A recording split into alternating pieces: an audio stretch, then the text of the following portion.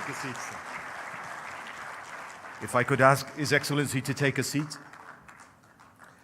Thank you, Your Excellency, for those wise words. You're now going to be joined by some of your close friends, Your Excellency. I'd like to invite to join President Kagame, a man they call the champion of the AfCFTA process, and for good reason they call him that. His Excellency, the President of Niger, Mahamadou Issoufou.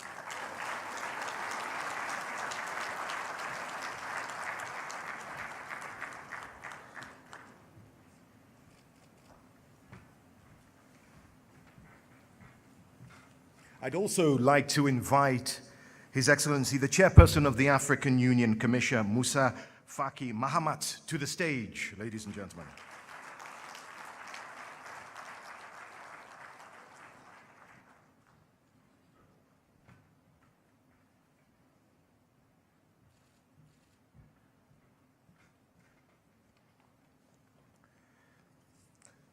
Also like to invite the Executive Secretary of the UN Economic Commission for Africa, Her Excellency Ms. Vera Songwe.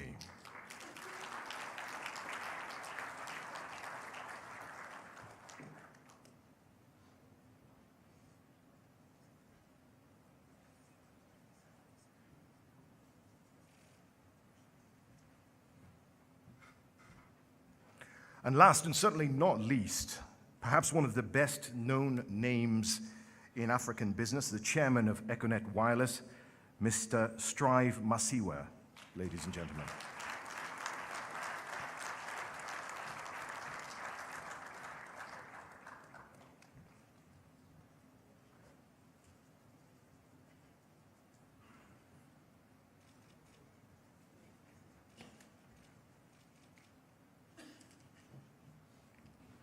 I feel very lucky right now to have such a distinguished panel with me.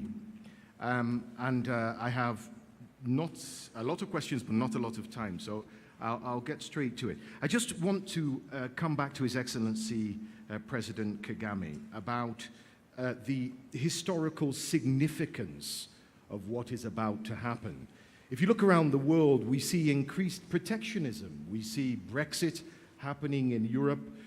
We see trade deals being torn up or revised in the Americas. But here you see African countries moving in their own direction, charting their own path, liberalizing trade amongst themselves. How significant is that? And how does it fit in with the historical aspirations of integration for this great continent?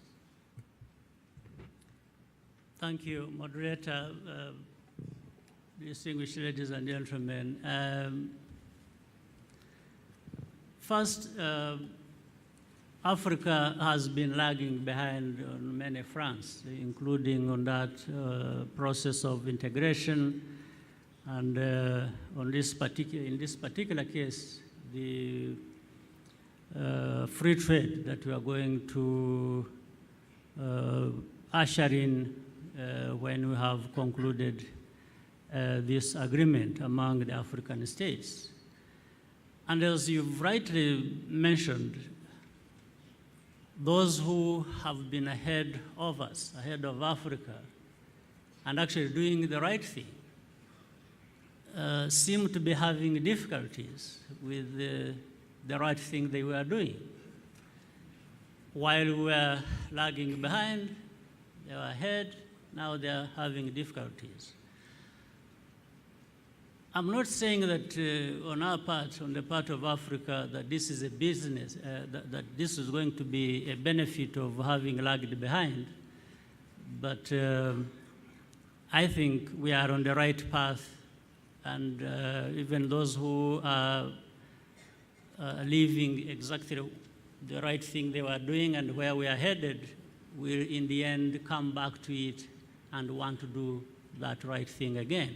So they will find us in the right place by the time we conclude this agreement.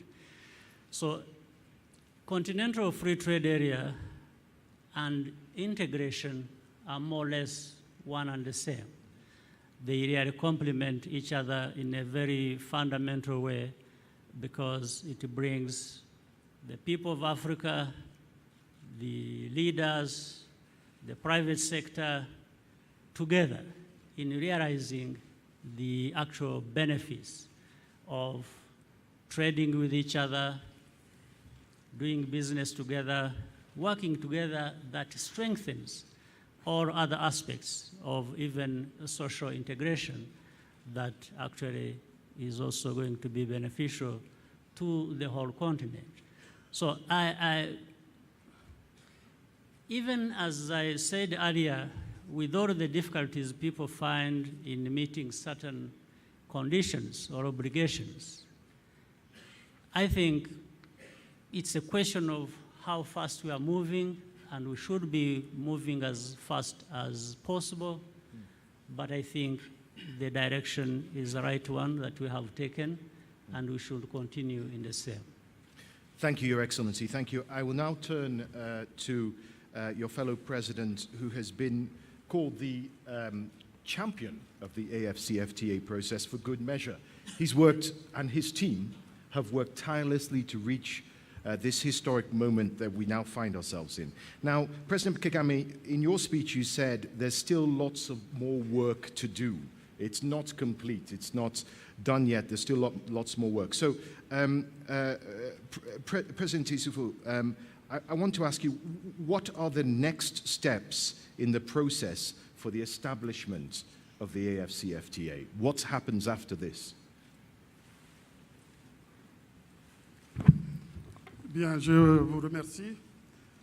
Je voudrais d'abord remercier mon frère Paul Kagame pour l'hospitalité qu'il nous a offerte ici au Rwanda pour ce forum et puis pour le lancement demain de la zone de libre-échange continentale africaine. Demain, nous allons en principe signer 4 documents. Le premier document, c'est l'accord cadre portant donc zone de libre-échange continentale. Il y a un deuxième document qui est le protocole sur le commerce des marchandises, un troisième document qui porte sur le commerce des services et enfin un protocole sur le règlement des différends. Une fois que cela aura été signé, l'étape suivante, c'est la ratification de ces documents. Une fois que le minimum requis de ratification est obtenu, en principe, l'accord ou les accords vont entrer en vigueur. Mais demain, nous allons discuter justement du nombre minimum de ratifications qui puisse permettre l'entrée en vigueur de ces différents accords. Mais également, la réflexion n'est pas terminée parce que ces accords ont des annexes, ont des appendices sur lesquels il va falloir continuer à travailler, sur lesquels il faut réfléchir et les programmer une réunion des négociateurs au mois de mai pour finaliser ce travail qui sera certainement présenté au prochain sommet ordinaire de l'Union africaine qui va se dérouler à Nouakchott au mois de juillet prochain. Ensuite, nous avons également à mettre en place un secrétariat qui sera chargé du suivi de la mise en œuvre de la zone de libre-échange continentale. Ça, c'est, je dirais, la première phase. Nous avons une deuxième phase qui va être engagée, une deuxième phase de négociation qui va porter sur les négociations par rapport au protocole sur les investissements, par rapport au protocole aussi sur la concurrence et par rapport au protocole sur la propriété, je crois, intellectuelle, le droit de propriété intellectuelle. C'est des aspects extrêmement importants qui ne vont pas être laissés de côté et qui feront l'objet également de négociations. Voilà donc quelques étapes qui sont devant nous. Mais il y a un aspect extrêmement important qui a été souligné d'ailleurs par le président Paul Kagame, c'est l'aspect campagne de sensibilisation. Parce que l'intégration ne doit pas se faire seulement par le haut. Il faut qu'elle se fasse par le bas. Il faut que les peuples africains s'approprient ce projet d'intégration africaine, ce processus d'intégration. Donc il y a une campagne de sensibilisation qu'il va falloir mener dans tous les pays membres de l'Union africaine afin de sensibiliser les populations, afin de sensibiliser les citoyens, afin que les citoyens s'approprient ce projet. Et je pense que le présent forum est un début d'ailleurs, marque un début pour la sensibilisation des opérateurs économiques qui sont ici présents et qui sont peut-être les premiers bénéficiaires de ce projet de zone de libre-échange continental. Merci. Thank you, Your Excellency. I will follow on from what you said about sensitizing the stakeholder groups and turn to His Excellency, the Chairperson of the African Union Commission, Moussa Faki Mahamat. And it's sort of a two-part question, really. The first is, what are the guarantees that we will move from mere signature tomorrow to real implementation of this historic agreement? The next question is, with reference to sensitizing different stakeholder groups, what is the most important question, most important message, should I say, to the private sector? Because as we heard earlier, this is not possible without them.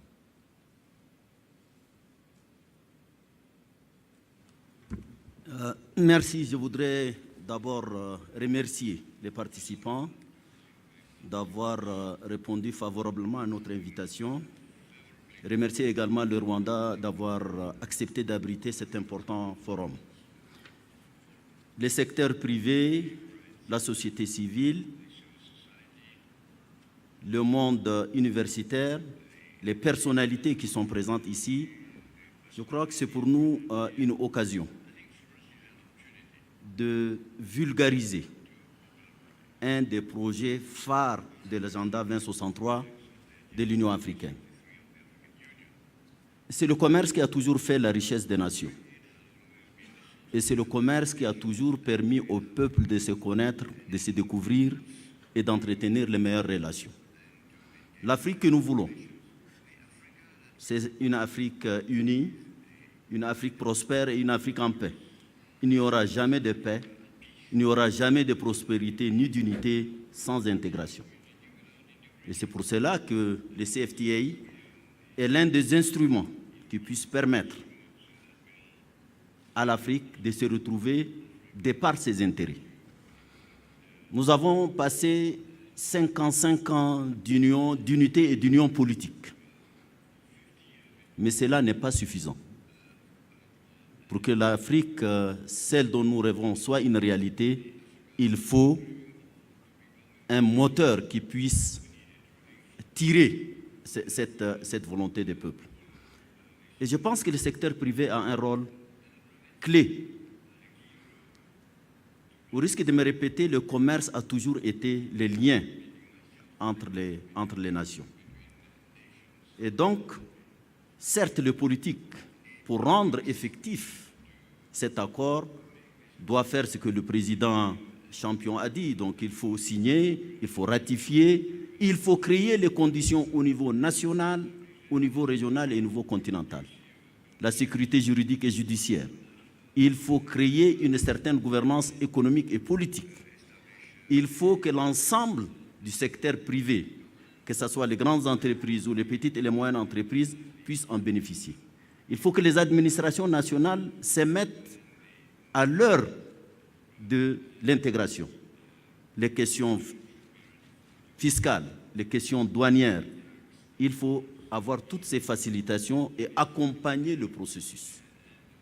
Il y a certes, vous l'aurez constaté, nous avons déjà en janvier lancé le marché unique en matière de transport aérien, qui est également l'un des éléments facilitant cette intégration. Nous avons également le protocole, d'ailleurs que nous soumettrons également à la signature des chefs d'État sur la libre circulation des biens. Donc il y a beaucoup de choses à mettre en place et il faut impliquer le secteur privé, la société civile, et pour que les Africains s'approprient.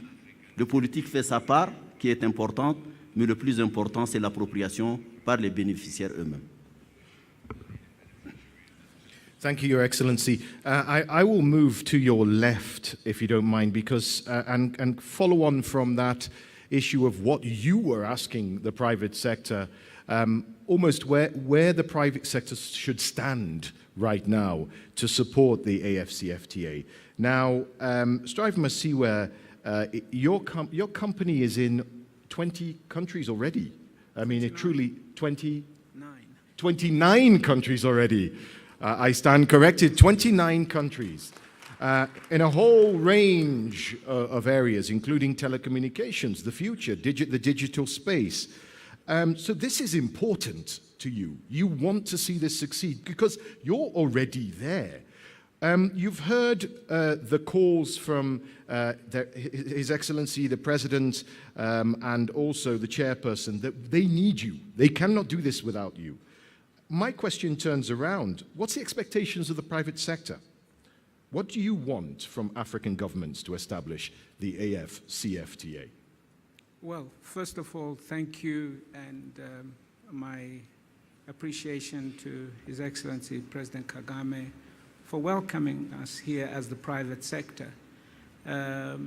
This is really what we want. We want to work together and to be partners. But in answer to your question with respect to the continental free trade area, we want one market. In a word, we want a single market. Africa has a GDP as a continent of nearly $3 trillion. It's about the size of India. Our population is almost the same. We're 1.2 billion people. But we don't have a market of 1.2 billion people. We don't have a continental GDP of 3 trillion. What we have is cantons, little countries. So when you are trying to trade across our continent, you are not seeing the opportunity of that market size. So and this is reflected in the level of intra-trade, as President Kagame said in his speech, less than 17%. Regions like Asia are already hitting 68%. And it's reflected. When you look at our greatest challenge on this continent, it is the creation of jobs for young people. Yes. Even with the growth that we have seen over the last 2 decades in economies like the Rwandese economy, which is hitting 7%, we cannot sustain employment creation. And central to that is to give us, the private sector, the tools to expand across our markets, the tools to be able to move people that are working within our businesses, and to be able to move much quicker than we do. It is extremely difficult. I speak to investors from within Africa, as well as from beyond. And they tell you, our continent is hard to do business in, but for a few countries. It shouldn't be an exception for us to create the kind of employment opportunities for our young people. This is absolutely fundamental. This is not a choice that we are dealing with here. It's not an option. Yeah. We can't take it or leave it. It has to be done. It's not a leave it, take it or leave it. So what we want is efficient implementation. We should have a competition, a prize, for the countries that ratify this accord quickest. Let's call it the Masiyiwa Prize.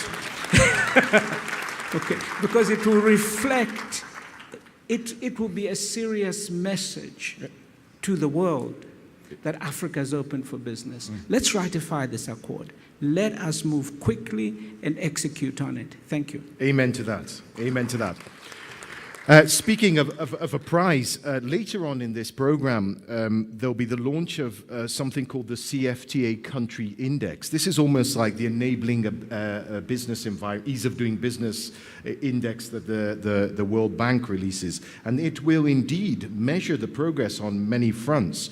It comes out of a division of UNECA called the African Trade Policy Center, and you'll see the launch of that index later on today. In fact, I would advise everybody here to go to UNECA's website and take a look at some of the statistics that Strive was talking about. They're fascinating, not just the 17% compared to the rest of the world, but what AfCFTA can do in numbers. It's quite remarkable. And perhaps the most significant research done on intra-Africa trade has been done by UNECA. So I'm going to turn to Vera Songwe right here.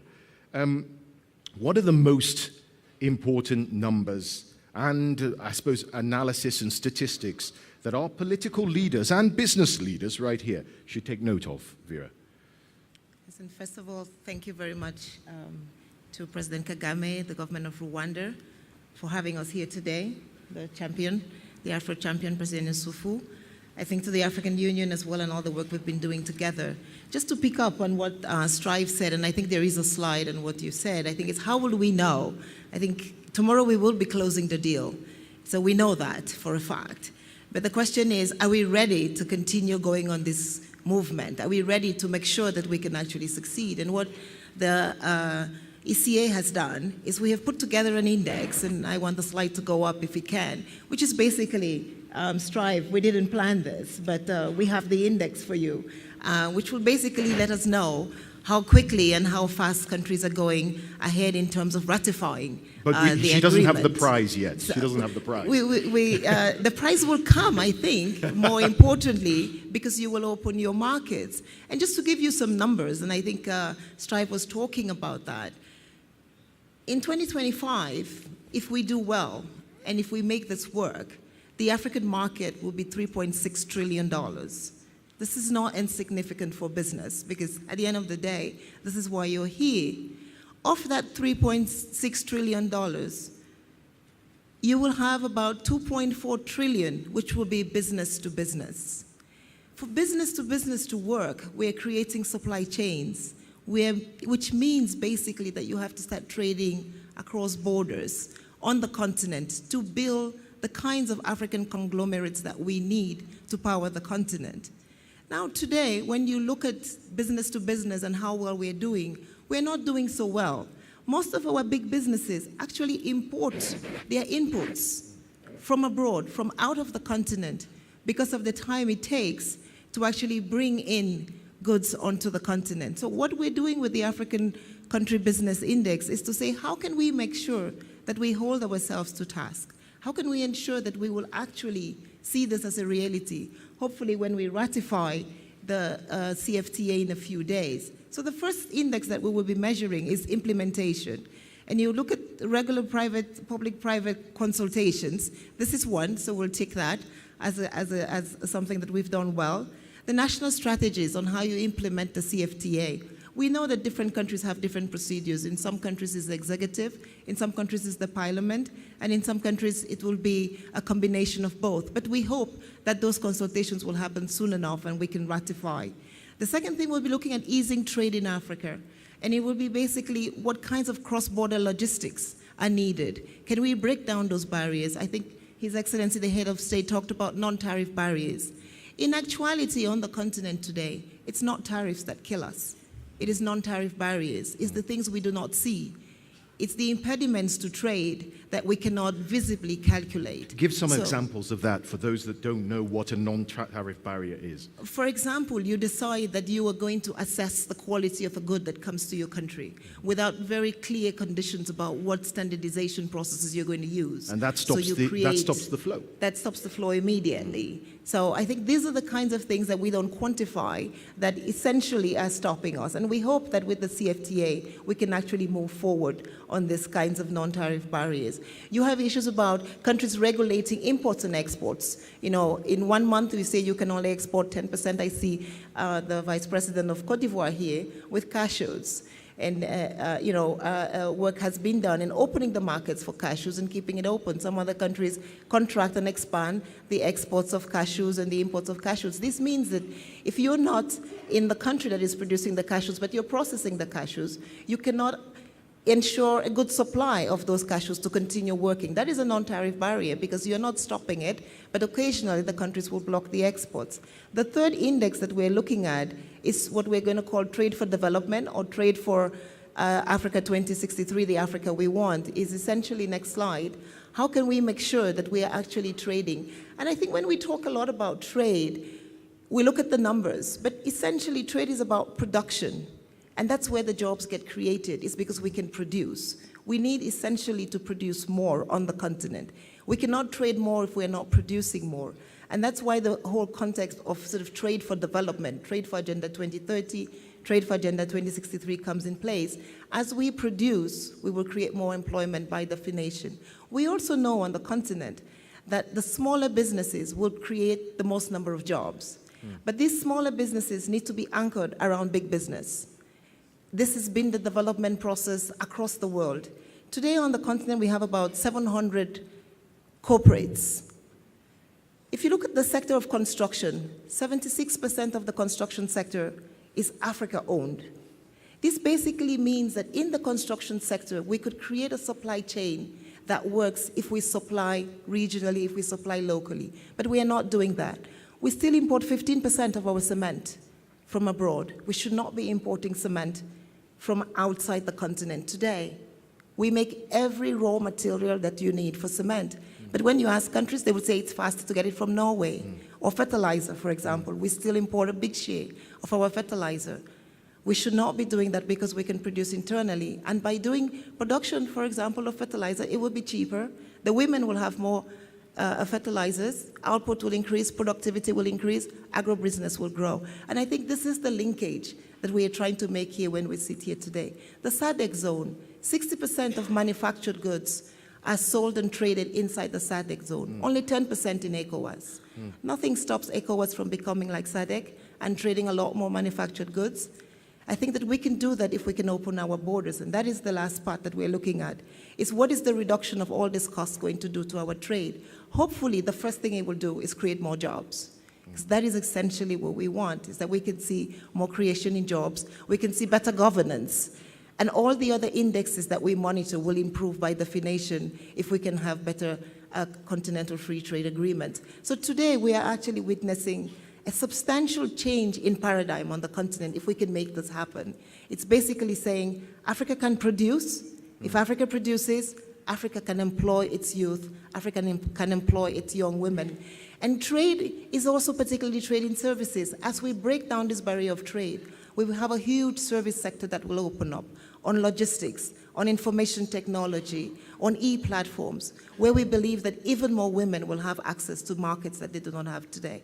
So this for us is, I think that when we look at the numbers, and I hope I've given you enough numbers to show you where we are going and what we can do, it is not impossible. I think with SADC at 60% intra-Africa trade and manufacturing, ECOWAS at 10, maybe the next challenge is to say, can we get ECOWAS to come up to 60% as well?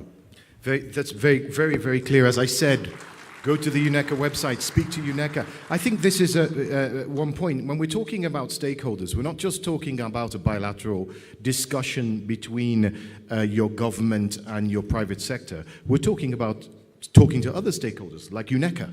There are areas of collaboration that you've not even thought of, and I hope over the next day, all of you will speak to each other and find ways that you can combine forces and combine knowledge to push through the AfCFTA and make this a reality. The champion of the AfCFTA, I'm coming back to you. We heard from Strive Masiyiwa. They're ready. There are leaders in business who are ready right now to work with you.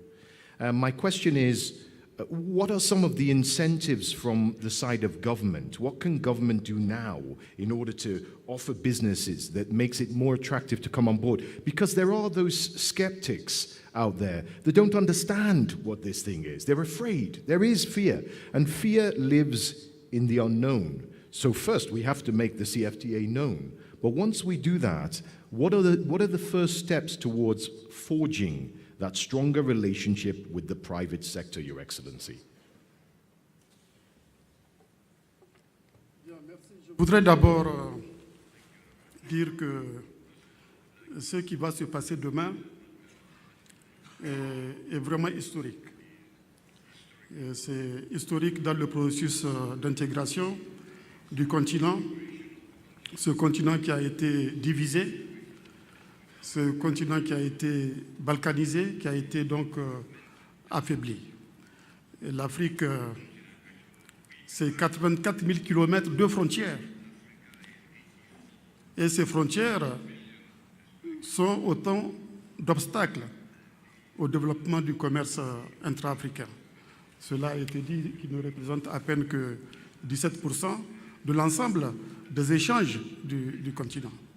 Et donc, je voudrais insister sur le fait que la zone de libre-échange continentale a pour but, a pour objectif de liquider ces obstacles, de liquider les obstacles tarifaires, de liquider les obstacles non tarifaires. Cela a été dit tout à l'heure. Et il est certain que cela va avoir des effets immenses sur la croissance économique, parce que c'est ça aussi qui va intéresser les opérateurs économiques, avoir une croissance forte sur le continent.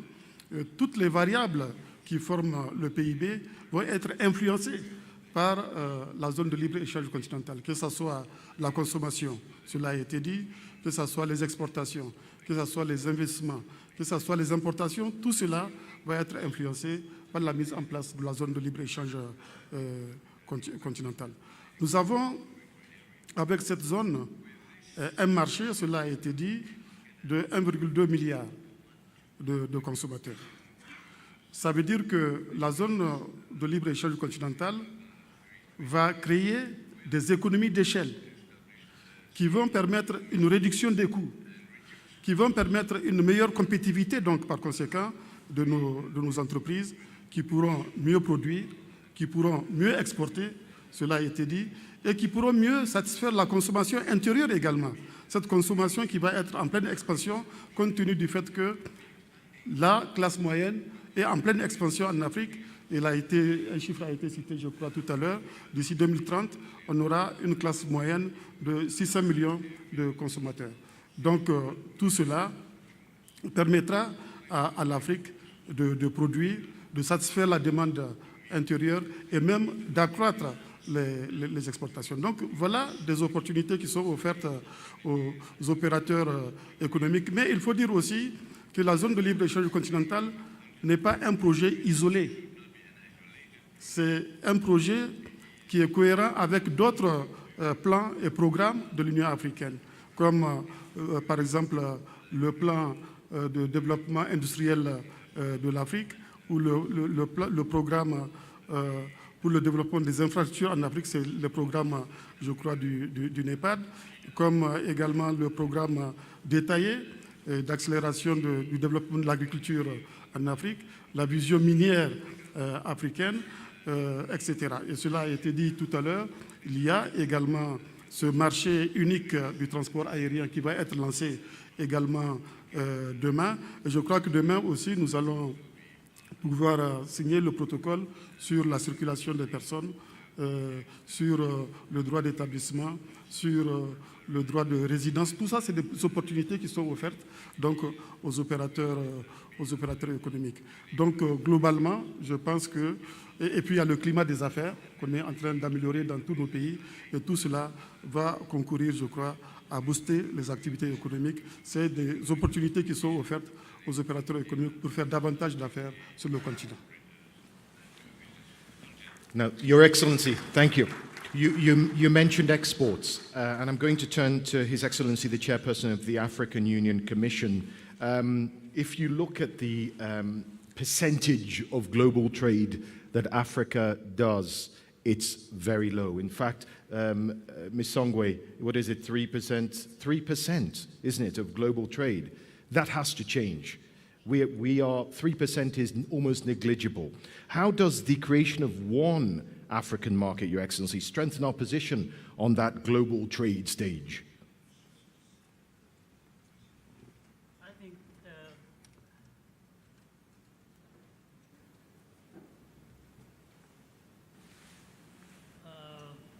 between what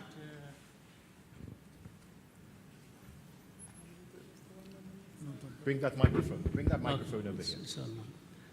between what Strive Masiyiwa said and what Vera said, numbers are clear, the benefits are clear, what needs to be done is clear. So I think we have only ourselves to blame if we just don't do what we know. Only ourselves to blame. So it increases the volume of everything that we want to do. We talked about employment, it's about the volume of business, it's the money,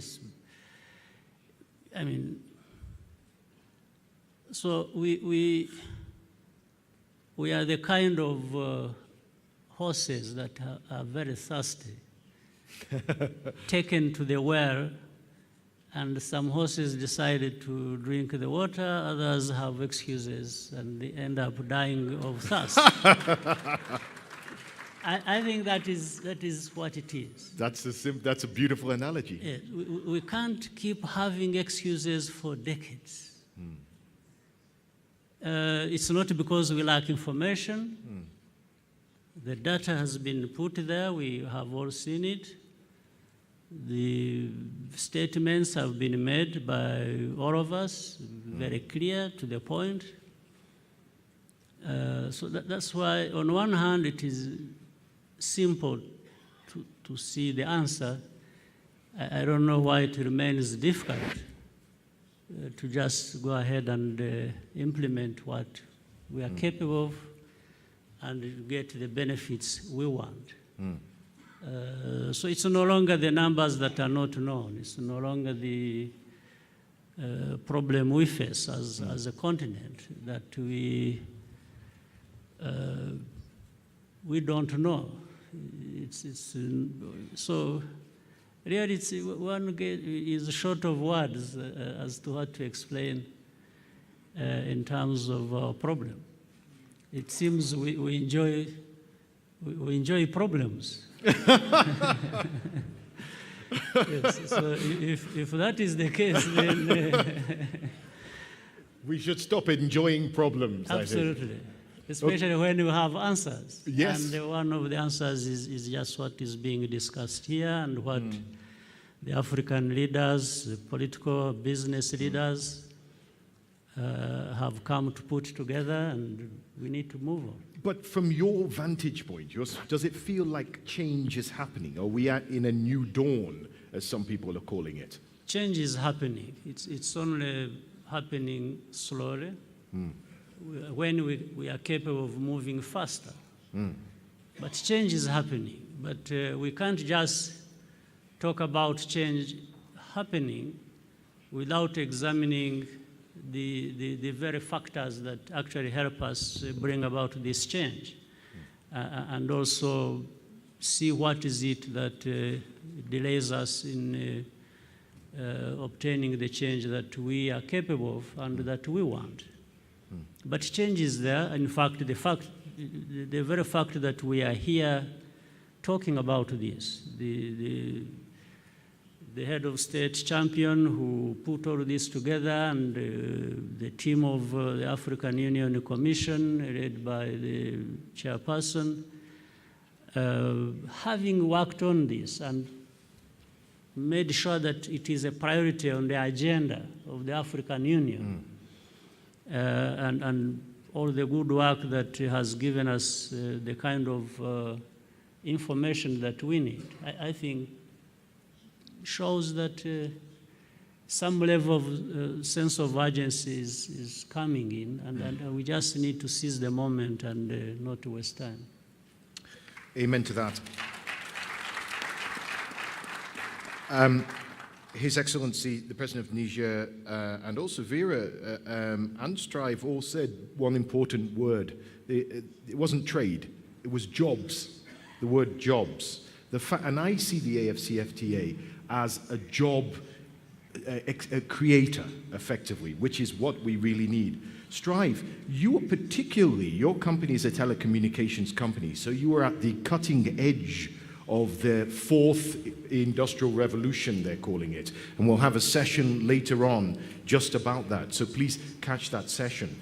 We have a lot of young and fantastic people. We're the youngest continent in the world. The way people are working is changing. Jobs are no longer jobs. It's can you add value? You can be sitting in your bedroom and be working somewhere right across the world. With this brave new world we see with technology, how can we use one market to capitalize on that and create jobs for our youth?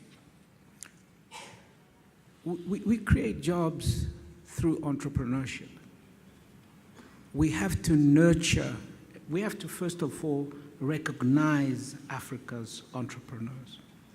From the informal sector, women, to young people working, creating new businesses every single day on this continent. We have to recognize them, nurture them, support them.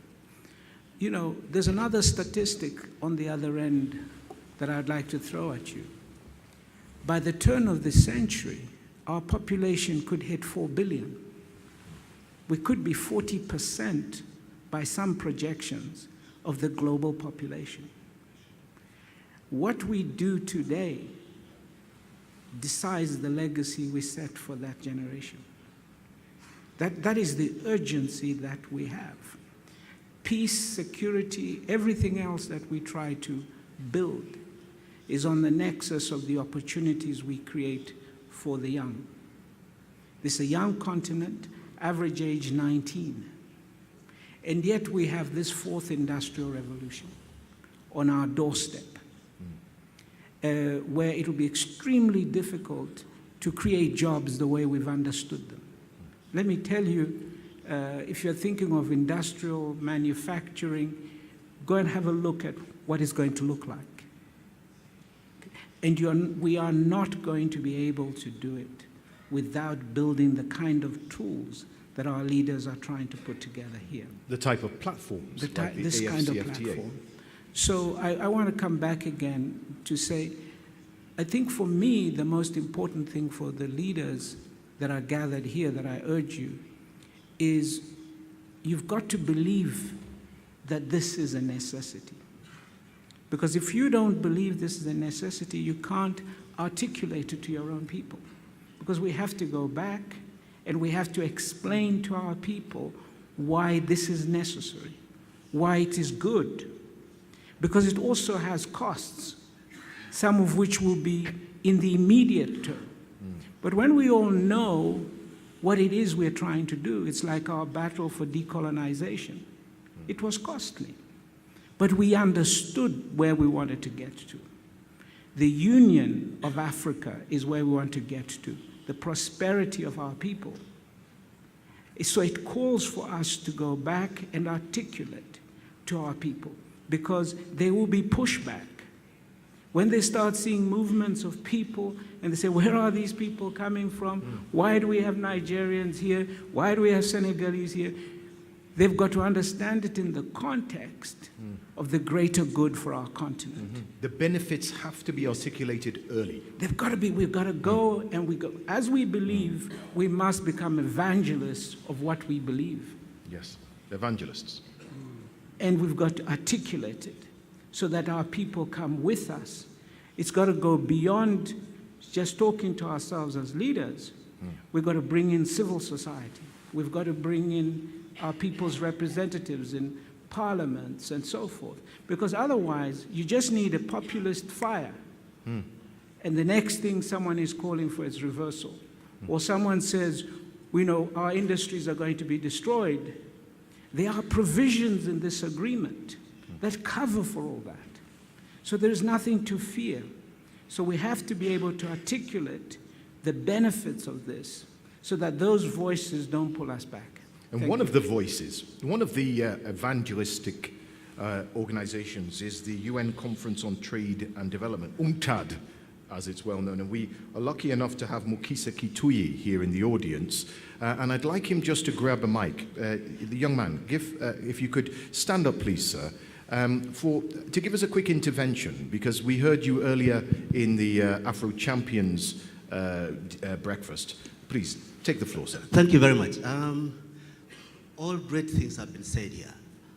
Just a little I want to add is that the global environment in which we launch this ambitious African baby is a hostile environment. The rising protectionism, the major threats to rules-based multilateral trading system. But we'll just take those two in a little way. The people who are angry with globalization are not only in the industrialized north where people are losing jobs. There's a lot of people who are angry about trade in Africa, just they don't have voices. And I think as we create voices for them, we better address their concerns before they become politically too angry. Yeah. And secondly, if you are committed to a genuine African integration, you must turn your backs to priorities to non-African initiatives. How do I mean? You cannot successfully sustain the momentum of African integration while you are also going on a retail market negotiating free trade agreements bilaterally. Yeah. So the collective commitment is to say, let us give our priority to the African initiative. Two, when you have been shattering myths like President Kagame managed to shatter the myth, the fear of free movement of persons. And all of a sudden you had an African country where Africans were not on the longest queue getting in. Usually we are when we go to Europe, but not in Rwanda. And what has happened, you discover actually nothing bad happens.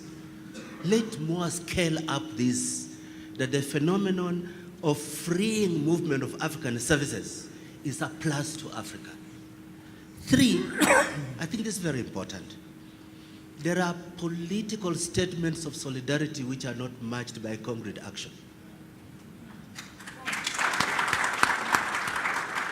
I had the privilege to be a trade minister and negotiate regional integration before.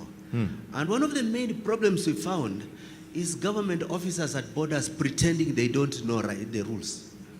They will just tell you, we don't know that you are allowed to bring this in. And they stop your truck at the border for 3 weeks, pretending they don't know.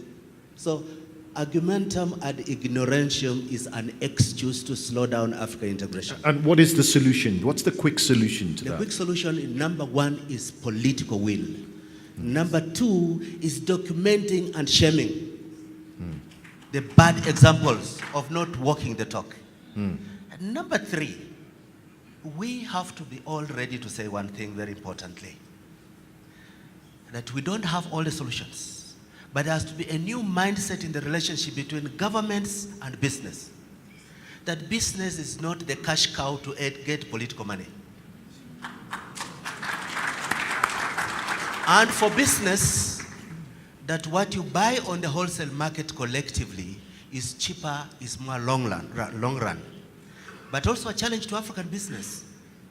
If African business creates condition at home to invest their surpluses in Africa, instead of buying real estate in Leicester and keeping money in money options, we'll get more reshoring of African money coming back home than FDI flows from the rest of the world. Thank you very much. That was a fantastic intervention there. A lot of food for thought. The word behind me is business. That's the biggest word there, business. So I'm going to turn to one of my country, Nigeria's biggest businessmen, and I hope I don't catch you out, Tonye Cole.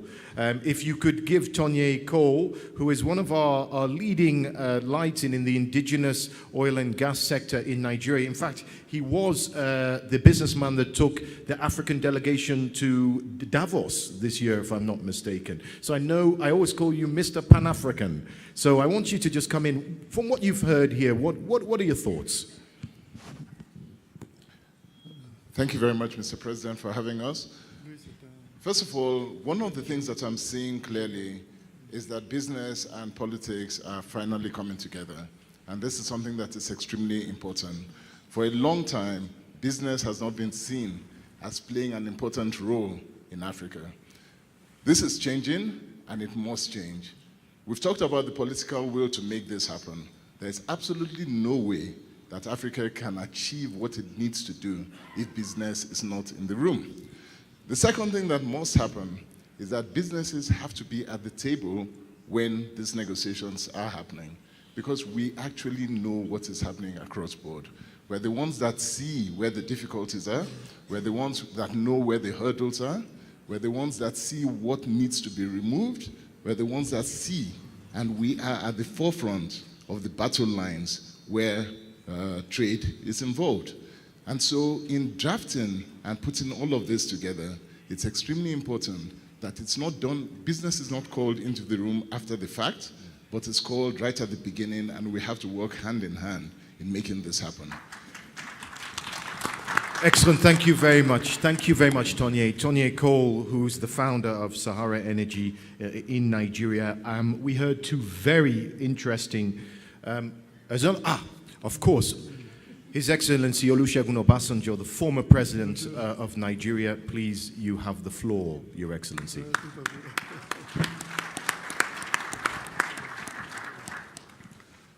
I want to congratulate the three presidents that are here.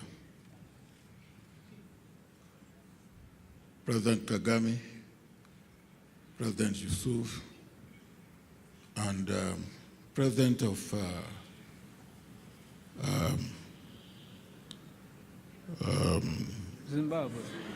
Zimbabwe. I want to give you double congratulations. Congratulations for the way you carry out the transition in your country.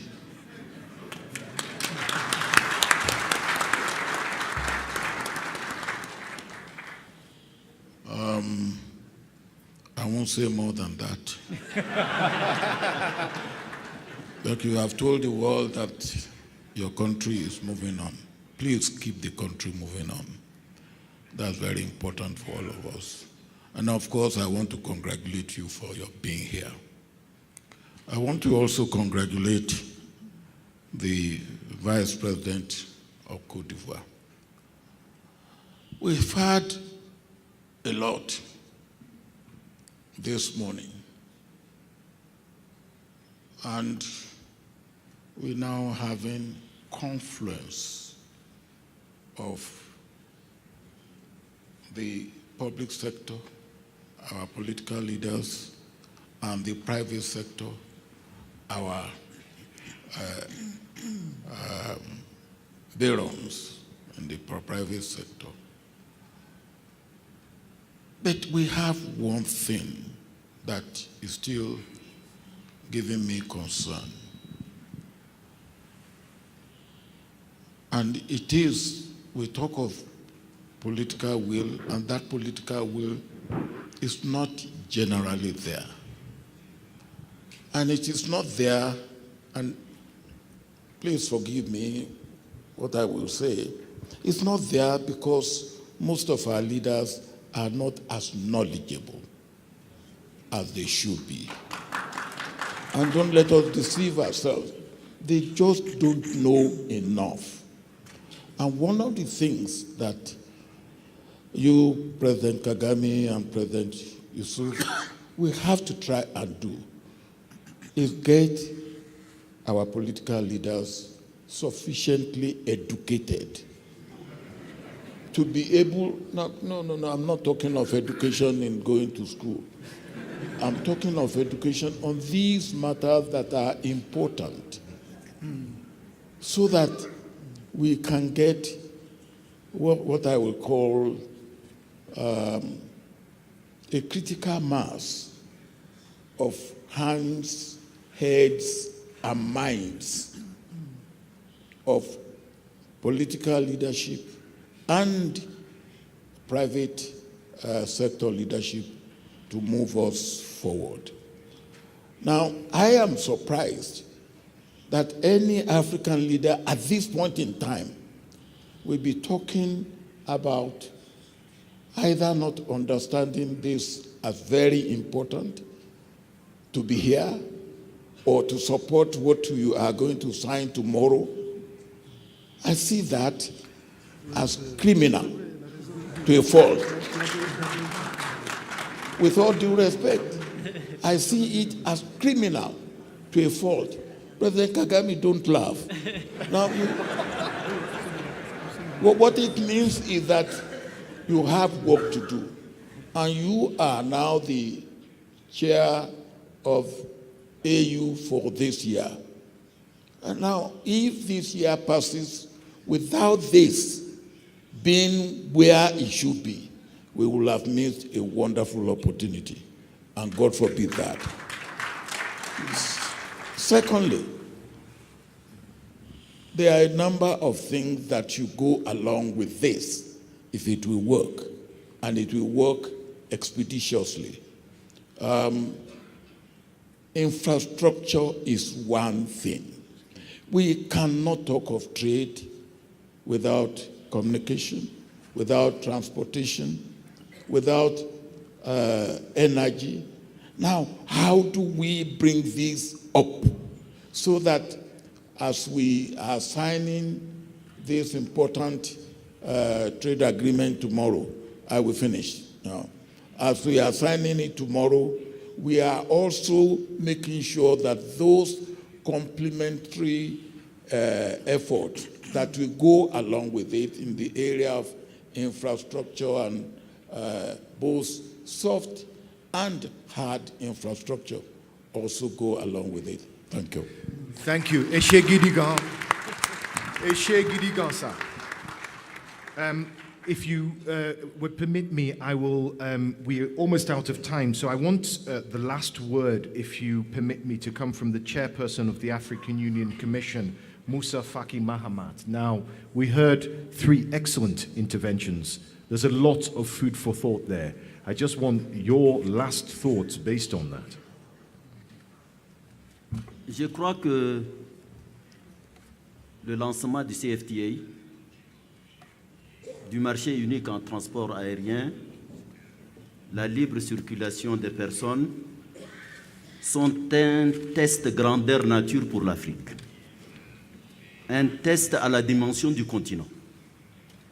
Je crois que le leadership africain est interpellé. Les forces vives africaines sont interpellées.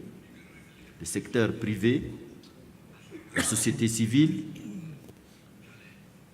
les syndicats, les jeunes et les femmes, l'ensemble des forces vives du continent sont interpellées. On ne peut pas, on ne doit pas rater ces départs. Après près de 60 ans d'indépendance,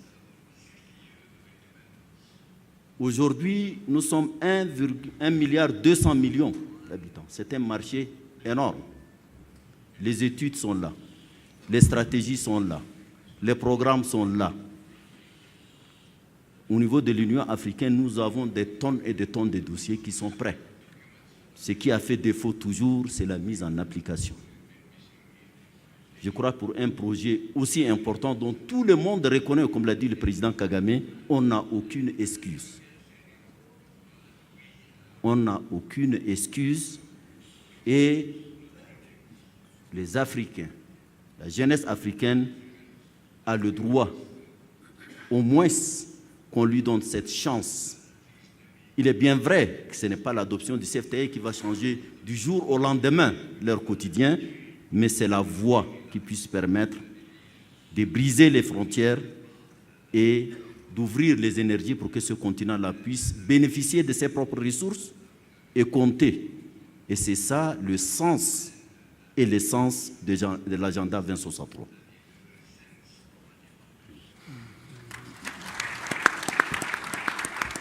Now, Your Excellencies, I started this panel with a quote from President Kagame, and I'll end it with a quote that we heard just minutes ago at that very podium. You said, "Let's raise our ambitions higher. We can achieve great things together." Ladies and gentlemen, this is the opening panel. Please rise and acknowledge the applause.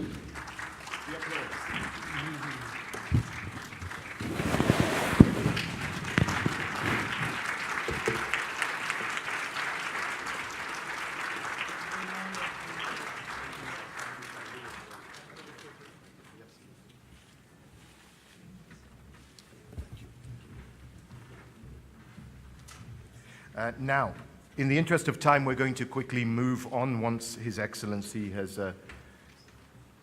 taken his seat.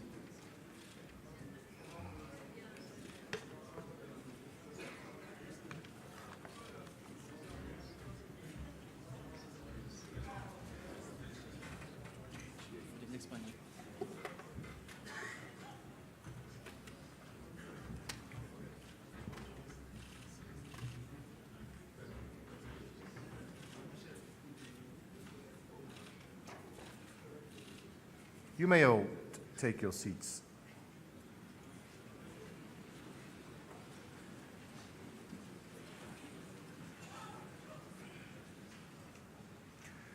Now that was a wonderful panel. Another round of applause. Was that not amazing? That's good. I'm going to take a break now. Because I'm looking forward to my fellow moderator, one of the best in Africa. In fact, I'd say one of the best in the world. She'll take the next panel, so please welcome your moderator for the next session, Ms. Julie Gichuru.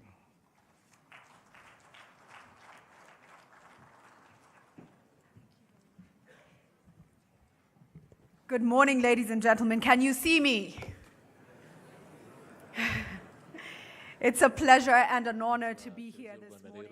Nk'uko mubibona ikiganiro cyarimo kibera hano mu kanya igice cya mbere ikiganiro kikaba gisojwe ikiganiro cyari kirimo abanyacyubahiro batandukanye harimo nyakubahwa Perezida wa Repubulika Paul Kagame wari urimo nanone na Perezida wa Komisiyo ya Afurika Yunze Ubumwe nyakubahwa Moussa Mahamat Faki.